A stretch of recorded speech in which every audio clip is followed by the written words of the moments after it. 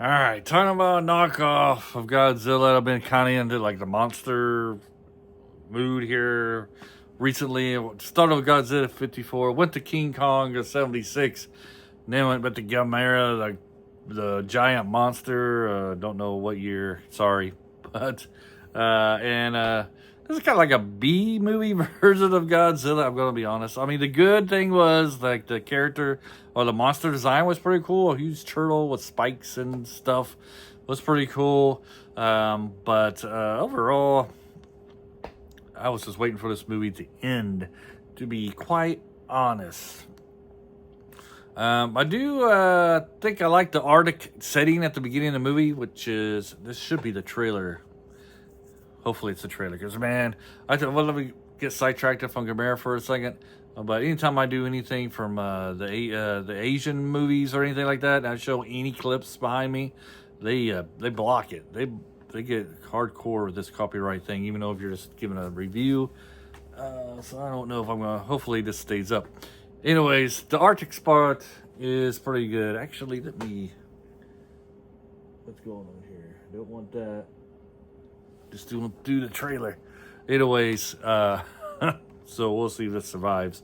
The Arctic was kind of good.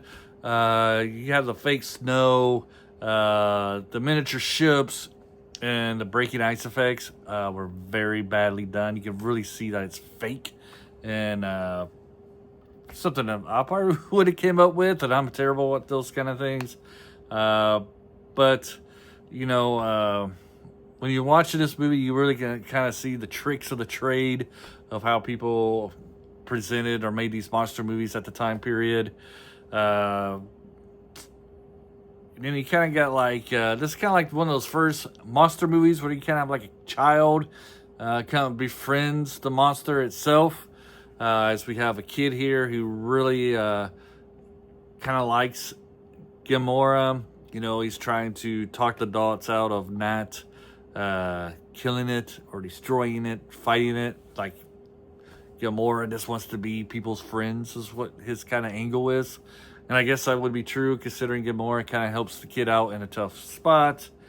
You got a lot of Cold War context in this movie, especially between the Soviet Union and the United States. So it's kind of dated in that way to get you a reminder about how the world was geopolitically back in the time period this movie was made in.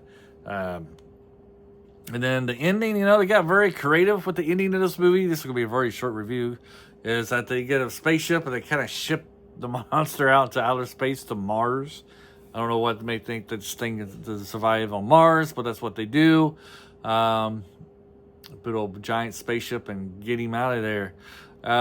Overall, you know, I don't really got much to say. I don't even know why I really bothered to make this review for it. Just like I said, I made the other monster movies. Of the three I've watched, the three I've talked about here in the last three, this is definitely the worst one. So bad, in fact, I probably won't watch another Gamera movie ever again, though I hear the 90s ones are pretty good, pretty tight. I would say I do like kind of like the golden eyes, the yellow eyes that they use for the creature. They kind of really do pop in its black and white setting. Kind of shine. So that part of it's good. And like I said, the creature designs well. But unlike the Godzilla movie, the acting kind of suffers as well. The practical effects seem kind of cheap in this movie. And I don't know. That's about all I want to say about this one. So, I don't know.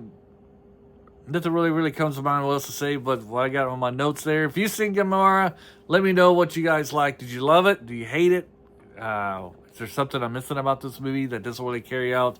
Like I said, like the special effects to me, 99% was a miss on me. I just couldn't get past how bad they were. The acting wasn't very good. And other than the Cold War stuff going on in the background, I found a little bit more interesting than what was actually happening on the screen, especially because I do like history. But other than that, you know, the movie wasn't very interesting to me. Maybe that's why this review is kind of suffering. just because I found the whole 90-minute very boring and like it lasted 2 days. Anyways, until next time, hopefully you get something out of this review. And check out another review of a movie I probably did a better job talking about, hopefully. Until next time, bye.